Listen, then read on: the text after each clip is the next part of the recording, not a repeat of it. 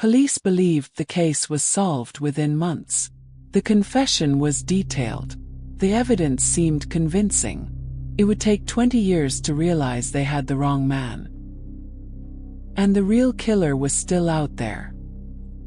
To understand how that happened, we have to go back to Idaho Falls in 1996. Angie Dodge was 18 years old. She lived alone in a small apartment. Familiar, quiet, routine. That afternoon nothing seemed urgent. There were plans, a normal schedule, until the routine stopped responding. Friends and family described Angie as warm and trusting. She was talkative, expressive, and emotionally open, the kind of person who connected easily with others. She loved music. She enjoyed spending time with friends. She laughed easily and often. There was nothing guarded about her, nothing hardened by experience. That mattered, because trust shaped how Angie moved through the world. She had grown up in Idaho Falls, a community where familiarity breeds comfort. People recognized one another. Neighbors noticed routines. Doors were often left unlocked, not because of carelessness, but because danger felt distant, abstract. Angie had recently moved into her own apartment. It was a milestone, proof that she was capable of managing her life on her own. She worked, she made plans, she had responsibilities. The apartment wasn't just a place to sleep, it was her space, her first real claim to independence. That independence came with quiet routines. She woke up. She went about her day, she returned home. Nothing in her life suggested risk. Nothing in her recent conversations hinted at fear or conflict. She wasn't avoiding anyone. She wasn't hiding anything. She had no reason to believe that her home, the one place she should feel safest, was vulnerable. That assumption would be proven tragically wrong. When Angie was found later that day, inside her apartment, the scene would immediately tell investigators that this was not an accident. This was not a medical emergency. This was not a misunderstanding. This was violence.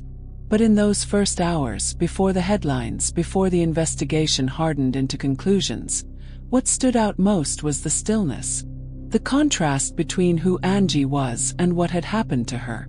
The unbearable quiet that follows when a life full of momentum is suddenly stopped. For her family, the shock was immediate and disorienting. Angie had plans. She had a future. She had no enemies. How could someone enter her home? How could something so brutal happen without warning? And how could an ordinary day end like this? Those questions would define the case from the very beginning. And they would not be answered quickly. As investigators secured the apartment and began collecting evidence, one unsettling reality settled in. Whoever killed Angie Dodge did not know her, but they didn't need to. They only needed access. And as the investigation unfolded, that access, and how it was misunderstood, would send the case down a path that took more than 20 years to correct. Because the truth wasn't missing. It was overlooked. In the hours after Angie Dodge was found, investigators faced a familiar but uneasy problem. There was no obvious suspect. No signs of forced entry that pointed clearly to a break-in. No immediate evidence of a struggle that spilled beyond the apartment. No neighbor reporting an argument or unfamiliar vehicle. The scene suggested intrusion, but not chaos. That ambiguity mattered. Because when violence occurs without a clear point of origin, investigators naturally turn inward, toward the victim's life, her relationships, her routines, and the people closest to her. Angie's world was carefully examined. Friends were interviewed. Family members were questioned. Co-workers were asked about recent interactions. Detectives looked for conflict, jealousy, disputes, anything that might explain why someone would target her. They found none. Angie had no known enemies, no volatile relationships, no history of threats or stalking. Her social life was active but ordinary, anchored in familiar faces and predictable patterns. She did not move in risky circles. She was not involved in situations that would draw danger toward her. That absence of motive was unsettling, because it forced investigators to consider a more frightening possibility: that Angie was not targeted for who she was, but simply because she was there. Stranger crimes are harder to conceptualize. They lack narrative clarity. They don't align neatly with motives like anger, revenge, or control. And in communities like Idaho Falls, the idea that someone unknown could commit such violence and disappear felt deeply destabilizing. So investigators widened their scope. They looked at the area surrounding Angie's apartment, the foot traffic, the nearby roads. Who might have known her schedule? Who might have noticed her routines without her noticing them in return? Access became the central question. Angie lived alone. She had recently moved in. Neighbors were still learning one another's habits. That transitional period, when routines exist but recognition hasn't fully formed, created a narrow window of vulnerability.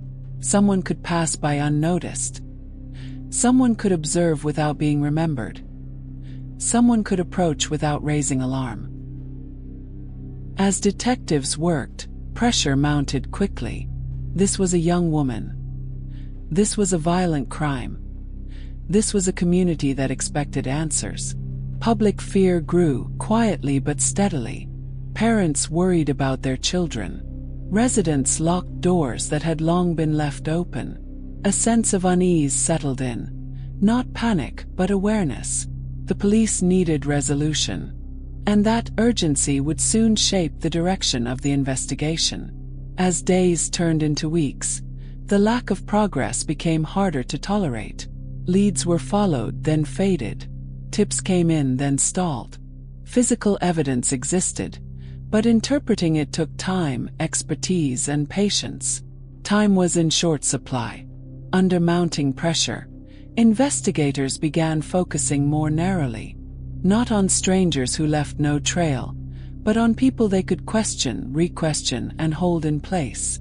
One name began to surface repeatedly, not because of physical evidence, not because of eyewitness testimony, but because of proximity to the investigation itself.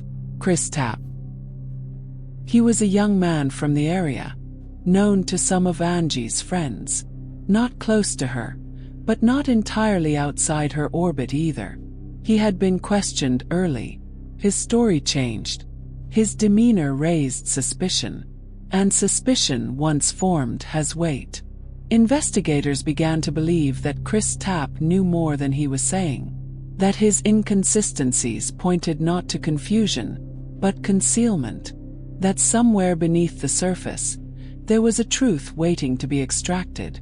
The focus shifted. The case began to narrow.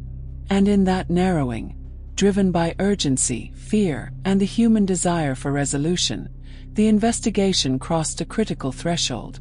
Because once attention locks onto a single person, every action is reinterpreted through that lens. Every hesitation becomes guilt. Every inconsistency becomes deception. Every silence becomes confirmation. And as the pressure intensified, the question was no longer who killed Angie Dodge. It became something else entirely. How far would investigators go to make the case fit the person they believed was responsible? That answer would emerge slowly, painfully, and it would change the course of this case forever. The timeline of June 13, 1996, did not announce itself as extraordinary. It began like countless other days. Angie Dodge was at home in her Idaho Falls apartment. There were no calls placed for help, no alarms triggered, no witnesses reporting raised voices or sudden movement. Whatever happened inside that space unfolded quietly enough to leave the outside world undisturbed. That silence would later complicate everything. When Angie was discovered, investigators were forced to reconstruct events without a living timeline. No final phone call, no last confirmed interaction, no digital trail that could clearly mark the moment when normal life ended. Instead, there was only the apartment, and what remained inside it. The scene told investigators that a violent crime had occurred, but it did not explain how the perpetrator arrived, how long they stayed, or how they left. There was no obvious sign of forced entry. Doors and windows did not immediately point to a break-in. The apartment was familiar, contained, and deceptively still. That absence of chaos mattered, because it suggested that whoever entered did so without drawing attention, and without triggering resistance loud enough to be heard. From the beginning, investigators believed the crime involved someone Angie did not know well, or did not know at all. There were no indicators of a prolonged argument, no evidence of a relationship dispute spilling over. The interaction appeared sudden and one-sided. That belief, however, would soon collide with the realities of evidence processing in the mid-1990s. Forensic teams collected what they could. Biological evidence was preserved. Fibers were documented. Photographs were taken. But the science available at the time was limited in both speed and scope. DNA testing existed, but it was slow, expensive, and far less precise than it would become decades later. Still, one thing was clear. DNA recovered from the scene did not match anyone in existing databases. That should have widened the investigation. Instead, the pressure to solve the case narrowed it. With no clear suspect and a community demanding answers, detectives returned to the one person they believed could be compelled to fill the gaps: Chris Tapp. Over multiple interrogations, Tapp was questioned for hours at a time. The sessions were intense, repetitive, circular. Investigators insisted they already knew what happened, that they only needed him to confirm it. Over time, Tapp began to provide statements, but those statements did not align with physical evidence. They shifted from telling to telling. Details changed. Timelines moved. Elements were added, then removed. At times, Tapp placed himself at the scene. At other times, he described events that could not have occurred given the layout of the apartment. None of it matched the DNA. None of it matched the forensic findings. But it created something investigators believed they could work with. A confession, or at least something close enough. Chris Tapp was charged and later convicted, not because evidence placed him at the crime scene, but because his statements were interpreted as admissions. The case moved forward on narrative rather than confirmation. For years, that narrative stood. Angie Dodge's case was considered closed. But science does not stay still. As forensic technology advanced, the DNA preserved from the crime scene became more than a frustrating unknown. It became a key waiting patiently for the right lock. Independent testing confirmed what had always been true. The DNA did not belong to Chris Tapp. Never had. That realization forced a reckoning. If Tapp had not committed the crime, then Angie's killer had never been held accountable. The investigation that once narrowed too quickly now had to reopen, decades later, under the weight of its own errors. In 2017, Chris Tapp was exonerated and released after serving 20 years in prison. The case, once thought finished, was suddenly unfinished again. But this time, investigators had something they hadn't before: technology, and a renewed obligation to get it right. Using genetic genealogy, a method unavailable in 1996, investigators began tracing the unknown DNA through family trees rather than criminal databases. It was a painstaking process, methodical, dependent on partial matches and probability rather than certainty. Eventually, one name emerged: Brian Lee Drips. He lived in Idaho Falls at the time of Angie's murder. He had no known connection to her, no recorded relationship, no reason on the surface to be part of her life, which made the answer both devastating and clarifying. Angie had been killed by a stranger. In May 2019, Drips was arrested. Faced with the evidence, DNA that could no longer be disputed, he pleaded guilty. He admitted responsibility for Angie Dodge's murder. The truth had not changed. Only the ability to prove it had. But even with that clarity, one final tension remained. Justice had arrived.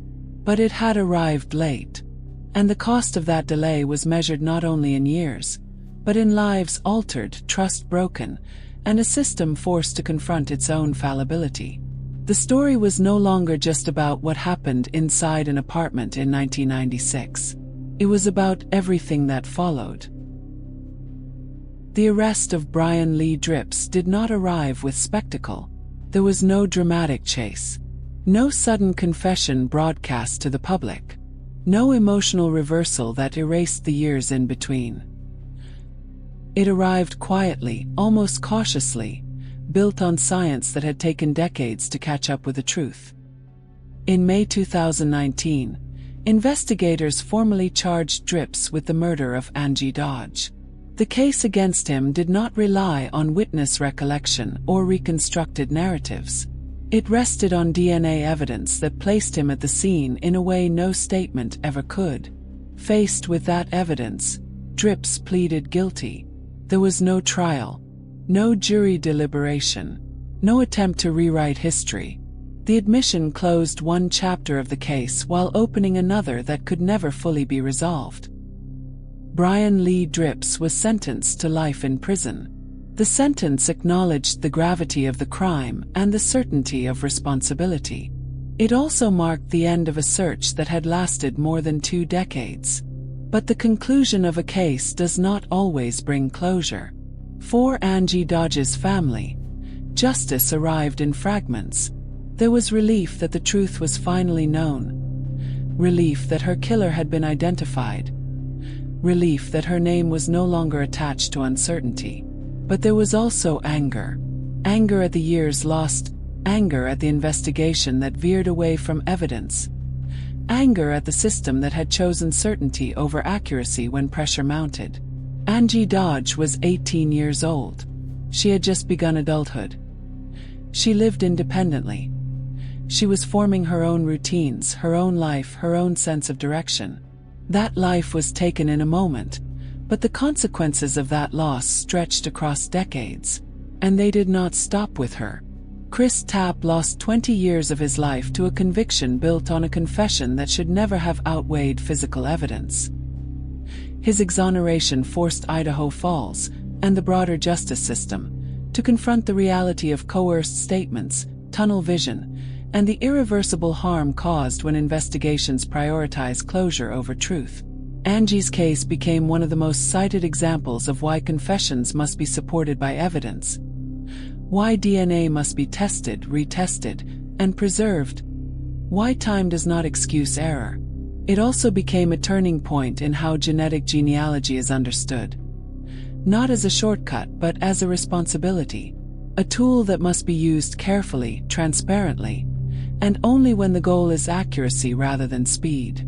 Angie Dodge is remembered not for the way her case failed, but for the way it ultimately demanded correction. Her name is now tied to reform, to accountability, to the reminder that justice delayed is not justice denied, but it is justice diminished. Quiet victims still matter. Wrongly accused lives still matter. And truth, no matter how long it takes, still matters. Because every unanswered case leaves a shadow, and every answered one leaves a responsibility to do better next time. Justice isn't always immediate. The next case is on your screen now. I'll see you there.